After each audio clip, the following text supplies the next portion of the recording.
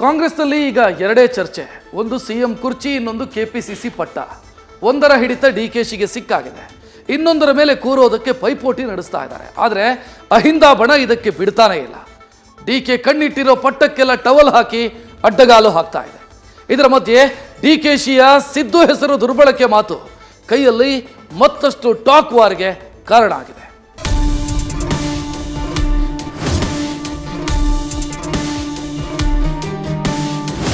ಅವ್ರಿಗೇನು ದಿನ ಬೆಳಗ್ಗೆ ಸಾಯಂಕಾಲ ಅವ್ರ ಸುದ್ದಿ ಎತ್ಕೊಂಡು ಅವ್ರ ಹೆಸರನ್ನ ದುರ್ಬಳಕೆ ಮಾಡ್ಬೋದು, ಯಾರು ಅವಶ್ಯಕತೆನೂ ಇಲ್ಲ. ದುರ್ಬಳಕೆ ಯಾರು ಮಾಡ್ತಿದಾರೋ ಅವ್ರಿಗೆ ಅನ್ವಯ ಆಗ್ತದ ಸ್ಟೇಟ್ಮೆಂಟ್. ಮಾತಾಡ್ತೀರ ಎಐಸಿಸಿ ಹೇಳಿದ್ರು, ಹೈಕಮಾಂಡ್ ಹೇಳಿದ್ರು ಅಂತಲ್ಲ, ಅವರು ಎಐಸಿಸಿನ ಹೈಕಮಾಂಡ್ ನ ದುರ್ಬಳಕೆ ಮಾಡ್ಕೊಳ್ಳೋದು ಬೇಡ.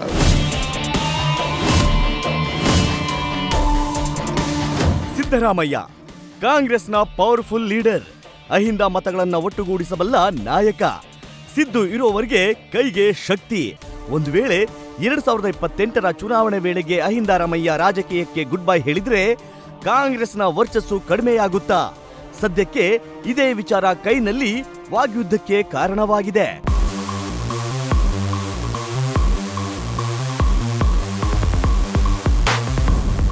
ಡಿಕೆಶಿಯ ಸಿದ್ದರಾಮಯ್ಯ ಹೆಸರು ದುರ್ಬಳಕೆ ಮಾತು. ಕಾಂಗ್ರೆಸ್ನಲ್ಲಿ ಸಚಿವರು ಡಿಕೆಶಿ ನಡುವೆ ಟಾಕ್ ವಾರ್.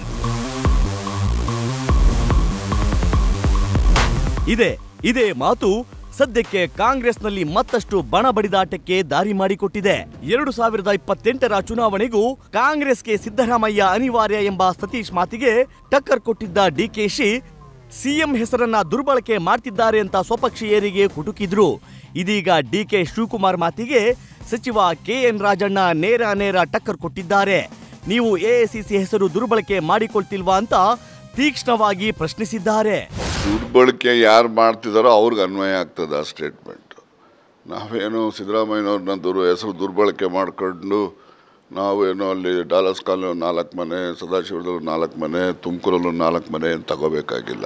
ನನಗದ್ರ ಅಗತ್ಯತೆಯೂ ಇಲ್ಲ, ಅವಶ್ಯಕತೆಯೂ ಇಲ್ಲ. ನಾನು ತಿಳಿದಿರೋದು ಅವ್ರ ಹೆಸರು ಯಾರು ದುರ್ಬಳಕೆ ಮಾಡ್ತಿದಾರೋ ಅವ್ರಿಗೆ ಅನ್ವಯನೇ ಹೊರತು ನನಗೇನು ಅನ್ವಯ ಆಗೋದಿಲ್ಲ. ಅವ್ರಿಗೆ ಹೇಳ್ಬೇಕು. ನಾವು ಮಾತಾಡ್ತೀರ ಎಐಸಿಸಿ ಹೇಳಿದ್ರು, ಹೈಕಮಾಂಡ್ ಹೇಳಿದ್ರು ಅಂತಲ್ಲ, ಅವರು ಎಐಸಿಸಿನ ಹೈಕಮಾಂಡ್ ನ ದುರ್ಬಳಕೆ ಮಾಡ್ಕೊಳ್ಳೋದು ಬೇಡ, ಅದು ಅವ್ರಿಗೂ ಇರಬೇಕು. ಮಾತಾಡ್ತೀರ ಎಐಸಿಸಿ ಹೇಳೋರ್ರಿ ಅಂತಾರೆ, ಎಐಸಿಸಿ ಏನು ಎಲ್ಲದಕ್ಕೂ ಹೇಳಕ್ ಬರ್ತಾರ? ಅವ್ರ ಗಮನಕ್ಕೆ ತಗೊಂಡು ಹೋದ್ರೆ ಅವ್ರೇನೋ ಒಂದು ಅಭಿಪ್ರಾಯ ಸೂಚನೆ ಕೊಡ್ತಾರೆ, ನಾವು ಆ ಸೂಚನೆ ಅಂತ ನಡೀತೀವಿ, ಆ ಪ್ರಶ್ನೆ ಬೇರೆ.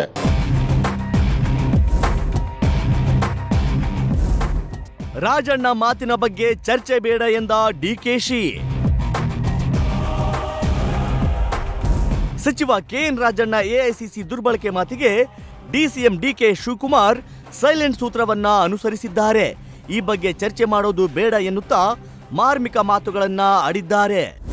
ಚರ್ಚೆ ಬೇಡ. ಈಗ ಒಂದು ನಾನು ಕೇರಳಕ್ಕೆ ಹೋಗ್ತಾ ಇದ್ದೀನಿ, ಸೊ ಅದಕ್ಕೆ ನಾನು ಹೋಗ್ತಾ ಇದ್ದೀನಿ. ನಾನು ನಮ್ಮೆಲ್ಲ ಆಫೀಸಸ್ ಎಲ್ಲ ಹೋಗ್ತಾ ಇದ್ದೀವಿ 2 ಡೇಸು.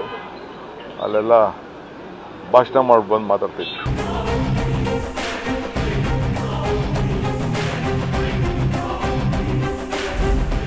ಹೆಚ್ಚುವರಿ ಡಿಸಿಎಂ ಅಗತ್ಯತೆ ಇಲ್ಲ ಎಂದ ಕೆಎನ್ ರಾಜಣ್ಣ. ಸಿದ್ದರಾಮಯ್ಯ ಅವಶ್ಯಕತೆ ಇದೆ ಎಂದ ಶಿವಾನಂದ ಪಾಟೀಲ್. ಅತ್ತ ಡಿಕೆಶಿ ವಿರುದ್ಧ ನೇರ ಮಾತಿನ ಬಾಣ ಬಿಟ್ಟಿರೋ ಸಚಿವ ಕೆಎನ್ ರಾಜಣ್ಣ ಇತ್ತ ಹೆಚ್ಚುವರಿ ಡಿಸಿಎಂ ಅಗತ್ಯ ಇಲ್ಲ ಎಂಬ ಹೊಸ ವರಸೆ ತೆಗೆದಿದ್ದಾರೆ. ಇನ್ನು ಮುಂದಿನ ಅವಧಿಗೂ ಸಿದ್ದರಾಮಯ್ಯರ ಅವಶ್ಯಕತೆ ಇದೆ ಅಂತ ಸಚಿವ ಶಿವಾನಂದ ಪಾಟೀಲ್ ಹೇಳಿದ್ದಾರೆ. ಸಿದ್ದರಾಮಯ್ಯನವರು ಕಾಂಗ್ರೆಸ್ ಪಕ್ಷಕ್ಕೆ ಅನಿವಾರ್ಯ ಇದ್ದಾರೆ. ಕಾಂಗ್ರೆಸ್ ಪಕ್ಷ ಇದು ಒಂದು ಕೇಡರ್ ಬೇಸ್ಡ್ ಪಾರ್ಟಿ ಅಲ್ಲ, ಇದು mass based party. Who are all having a good mass base, they will be felt here. ಯಾರು ಇಲ್ಲ ಅಂತ ಹೇಳಿದ್ದಾರೆ, ಅವರೇ ಇದ್ದಾರಲ್ಲ, ಮುಂದೂ ಅವರು ಇರ್ಬೋದು, ಅದ್ರಾಗ ಏನು ತಪ್ಪಿದೆ, ಅವರೇ ಇರ್ತಾರೆ.